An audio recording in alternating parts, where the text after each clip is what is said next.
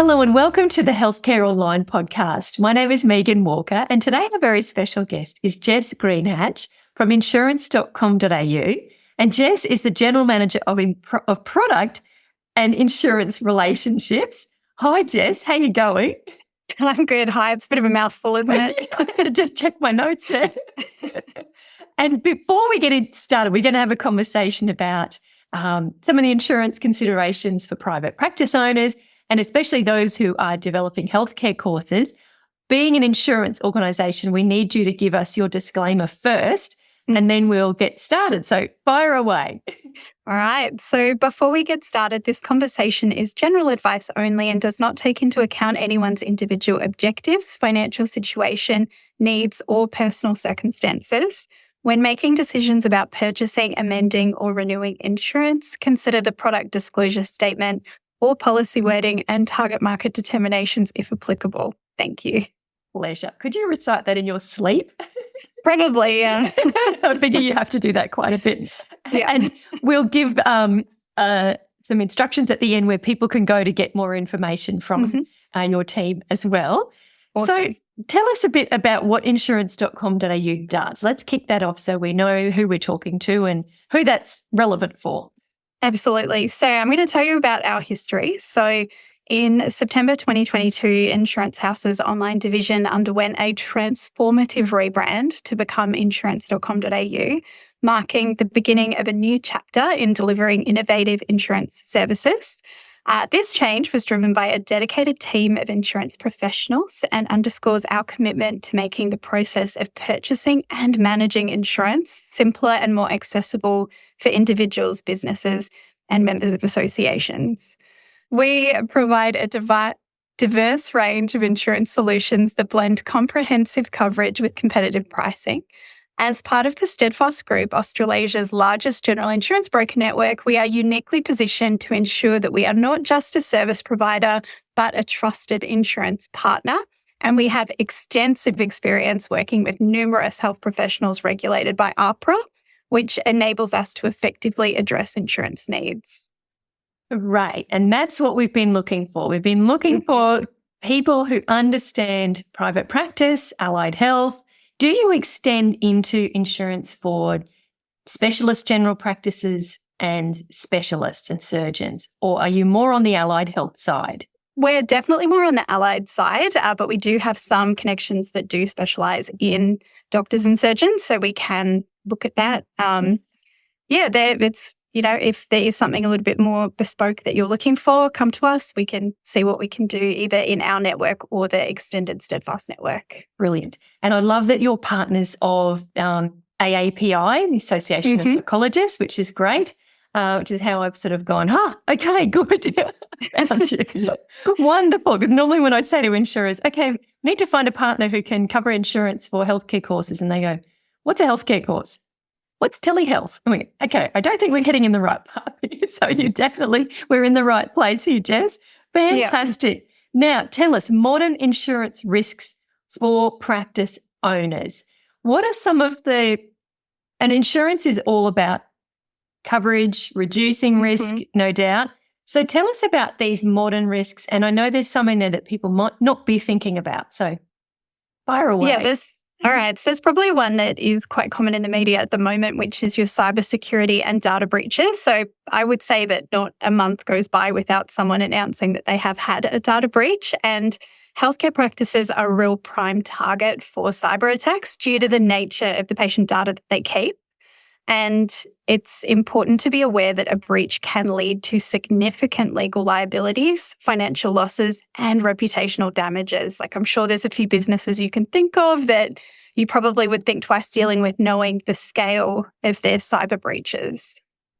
Of course. Yeah. And so a little practice that might have 3 staff, a psychology practice in the suburbs that thinks, oh no, that's sort of cyber stuff that happens to Bupa and Medicare, that won't happen to me. It can? Definitely. Absolutely. Absolutely. They're actually prime targets for the phishing attacks and just the malware that people are trying to get onto their systems just to get their data. So you think, oh, it's not me, I'm not a multi-million-dollar company, but you're exactly who they're targeting. Even just the other day, I got a fake email from my boss. That was not from my boss. When you looked at the email address, it was an external email and it said, I need you to share this file from my boss, which was not legit. And, that's one. They're sending hundreds of thousands every day just trying to get one person to give them access. So, yeah.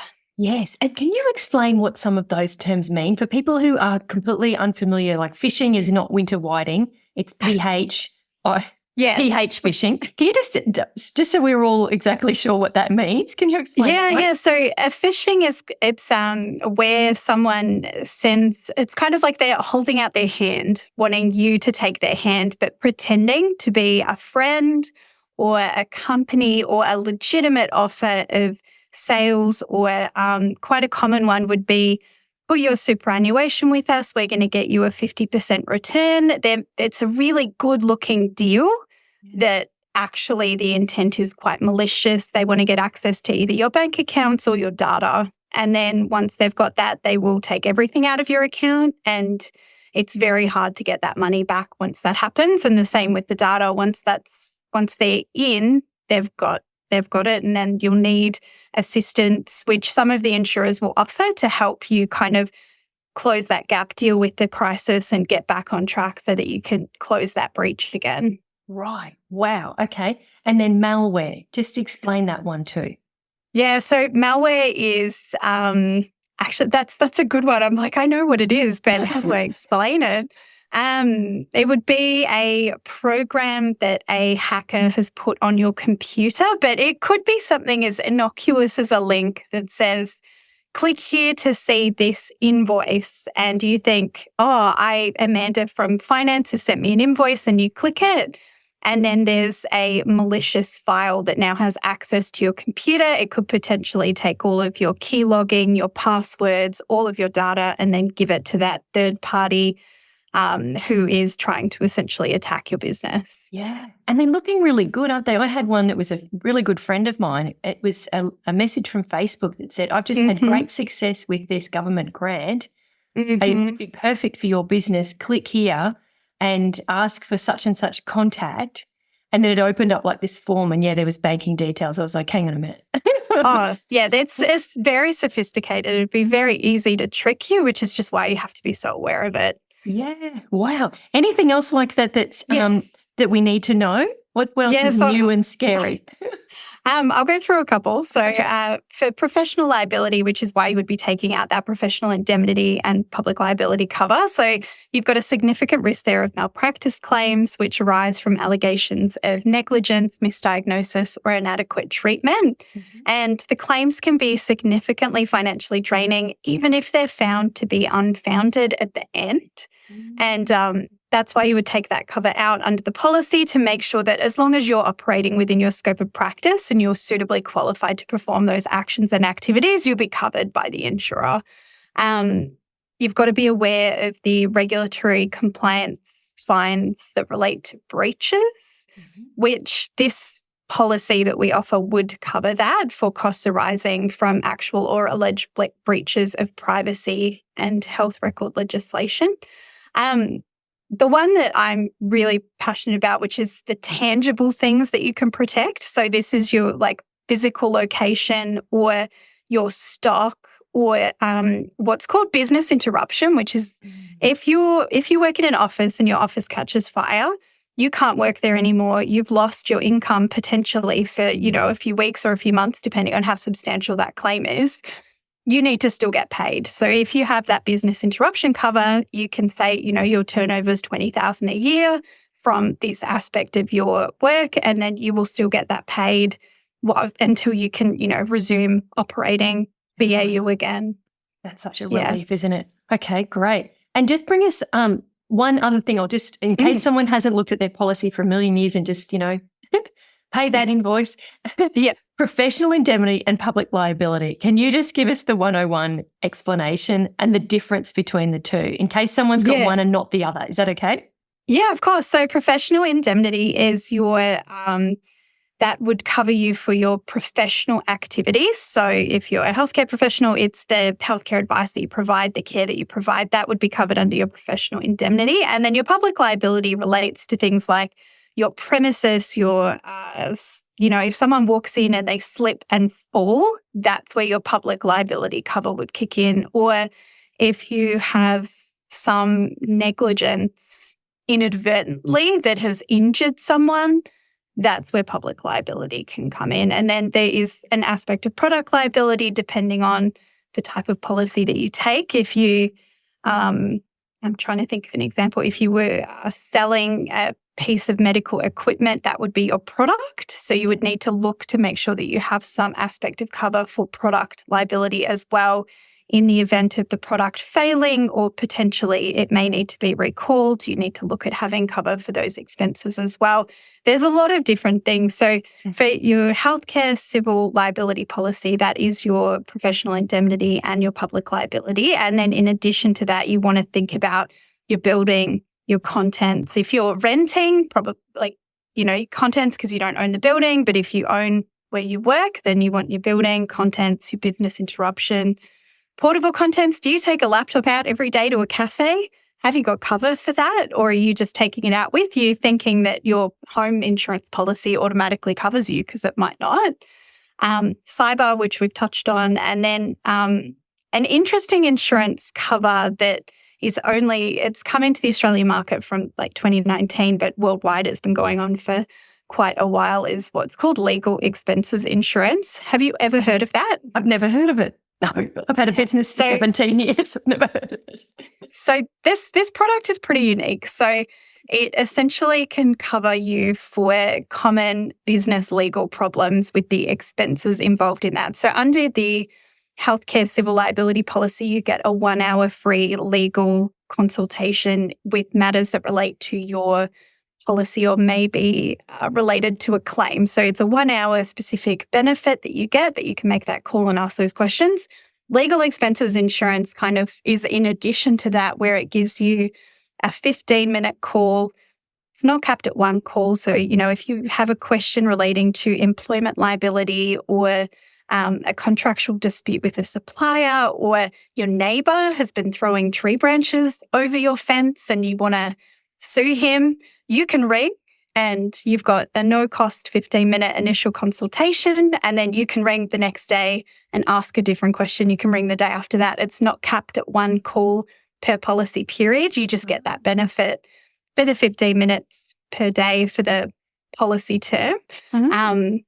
And there's also access to a legal document centre, which the insurer gives you complimentary to the policy, but you get basically just a template library of anything that you could potentially need as a business that you can then take and use yourself. So an employment contract, letter of demand, loan agreement, a will, power of attorney, termination of employment. If, someone's a bit spicy and you need to let them go, you can get that template from there, and that is fully included in that product. So it's something that not a lot of people would know about, but I'm really passionate about it now that I can see the benefit and the fact that it's not just limited to matters relating to your policy, which is, the healthcare benefit for that 1 hour. Then you've got this that is just the umbrella on top that as a small business owner,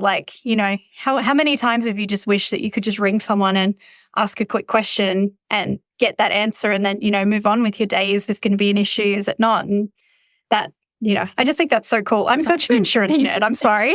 I love people who are passionate about their field. Well, hi there. Just popping in with a little message for you.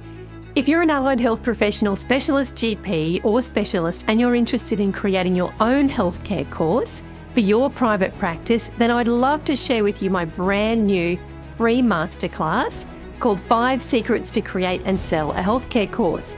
Now, everything that you learn inside this masterclass is 100% aligned with the AHPRA advertising guidelines and equivalent best practices.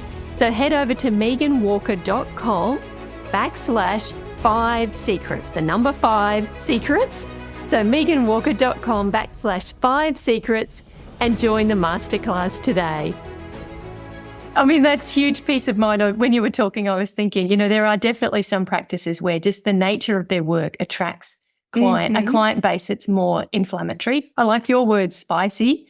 And so, by virtue of trying to help that group, they also have a higher exposure to potential, legal threats, etc. So that would be hugely, I can imagine the peace of mind for those practice owners. Oh, and the time wasting, you get tangled up with something that's really unsubstantiated, but is a huge time suck, is just draining money out of a practice pretty quickly. So, okay. So that's another insurance that people can, just find out. What do you call that one again? So it's called legal expense insurance. And we can connect you with that policy. So if anyone's interested, just send them our way and we're happy to organise a quote for them and talk them through all the different covers and everything involved in that. Yes.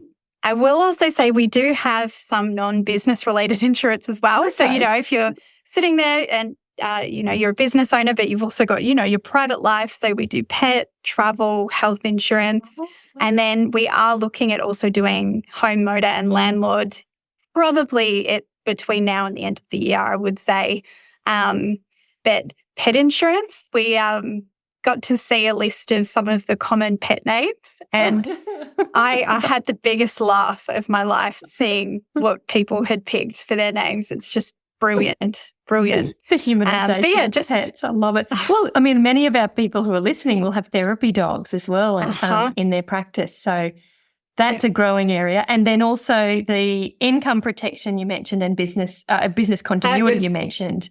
Yeah, business interruption insurance. So that one you would take out some contents cover or some property cover as well. So if you're renting, you would do like your, the business contents in the office, and then you can add the business interruption to it because you do need a claim to happen to be able to make that claim for the interruption. So there needs to be, a fire, flood, hailstorm, something that's prevented you from working. Yeah. And I mean, there's probably about 10 things that we listed. I'll put dot points where people are listening to this. So how do you work out what you do need and you don't need? Because I don't want to sound frank, but if we all were rolling in cash, we'd get all of that. So there's no doubt like a screening process and a questionnaire, is there, when you meet with one of your team? Is that how you work out what you need? Yeah, definitely. So it's just as simple as having a chat with someone at insurance.com.au. So we would go through what assets you're looking to protect, what kind of work you do, whether or not you need professional indemnity, or if you need that professional indemnity and public liability cover, depending on what you're doing. If you're a student as well, there's things that we can look at there too. So yeah, we just ask a lot of questions and then we offer you what we think matches best with what your needs are. Fantastic. So it's very tailored. I love that. Excellent. Yeah. Now let's move on to our course creators, because I know I'll have some people absolutely champing at the bit to hear what you've got to say about course creation. So I'm always huge, like in my messaging around, there is hands-on, face-to-face clinical work. And then a course is general, repeatable, widely applicable healthcare education. And so you don't try and deliver clinical advice in a healthcare course. I just have to say that all the time because I know that this recording could go anywhere, and I don't want anyone to think that we're replacing an ACL reconstruction with a healthcare course. We definitely are not. So for those that have got a product that they're developing that's general, repeatable healthcare information, what sort of insurance can you guys offer that will include it without obviously breaking the bank? Yeah, well, I actually have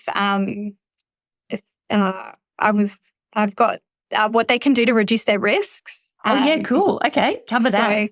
Yeah, so for what we've already touched on with your cybersecurity and data breaches, so implementing cybersecurity measures, including encryption, multi-factor authentication, and regular security audits.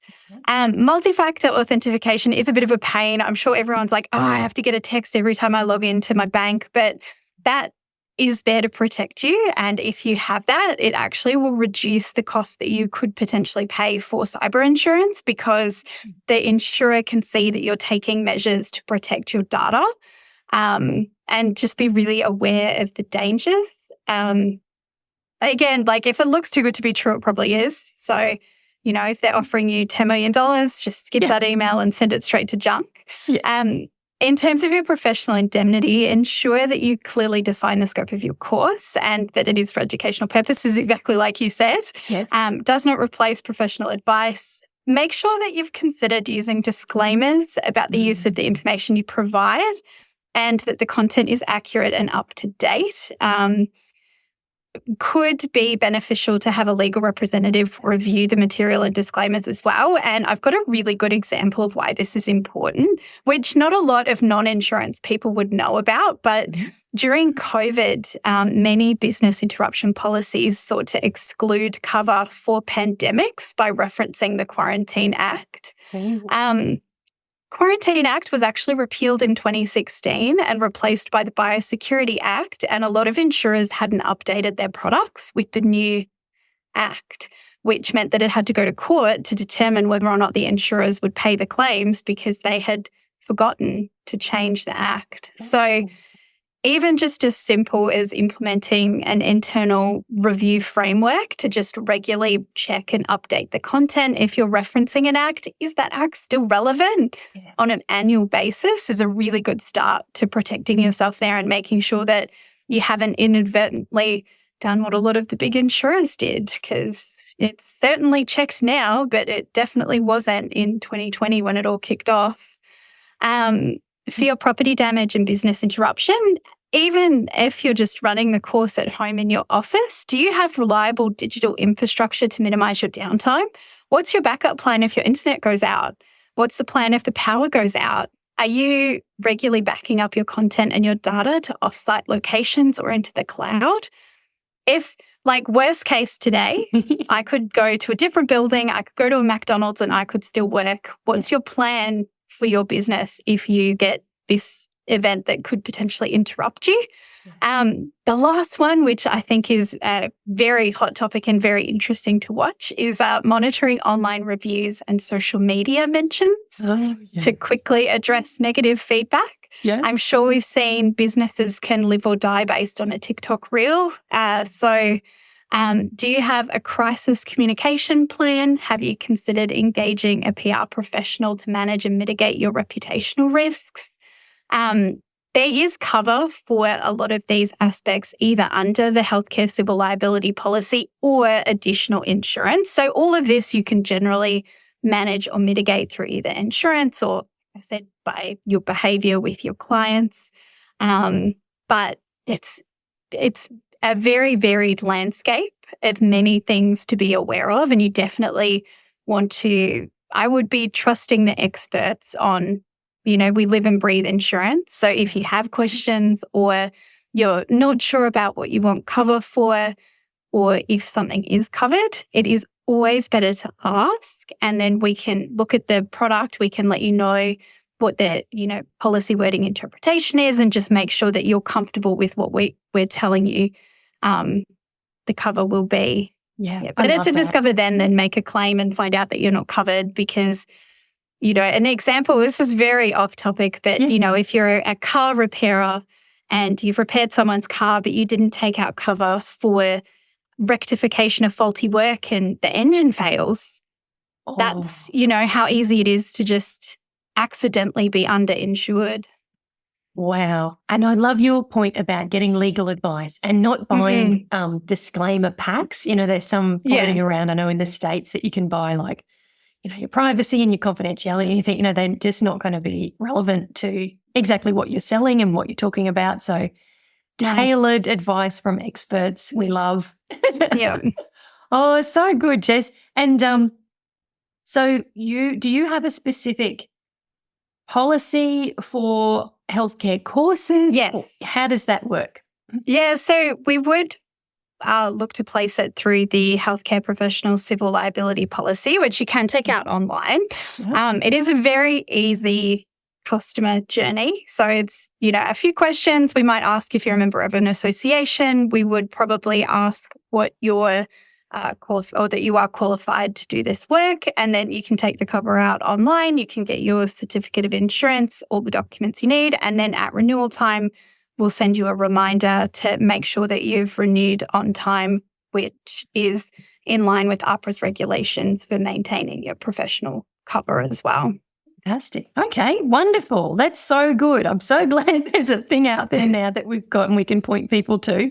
So where can they go for information and have a look at this civil liability policy and or find out more or talk to one of your team? What's the next steps? Yeah, so insurance.com.au is us, and that is where they can go. And that has all of our contact information. It has all of the product information. And then, we will average, if they call, our average answer time is 8 seconds. So actually, let me just check that. I had written it down and now I'm like, is it 8 seconds or 8 minutes? No, it is 8 seconds. So the average answer time is 8 seconds. So if they ring, we can, help them out really quick. They're not going to be waiting for 40 minutes listening to whole music that makes you want to bash your head into a wall. Yes. Yeah. Staple your finger. Yeah. I was like, what's the, what would I do? And I'm like, I just hang up. But we're available by email. We even have text and, any kind of way that someone wants to reach out. We're more than happy to have a chat in any format that, suits them. It's 2024, so we can do whatever they need. Love it. So good. Jess, thank you so much for covering all of that. And no doubt people will have questions, so we really encourage you to go to insurance.com.au and have a look and get in touch with them and get the right coverage for your business so that you can sleep at night. You don't have to think about it. You know that it's all there. And then if things happen, the damage is minimised and life can go on. So that's how I always look at my insurance. It's like, yep, great. I'm running a mini BHP here. But it's peace of mind. Thanks, Jess. Great to talk to you and really appreciate your time and your insights. Thank you.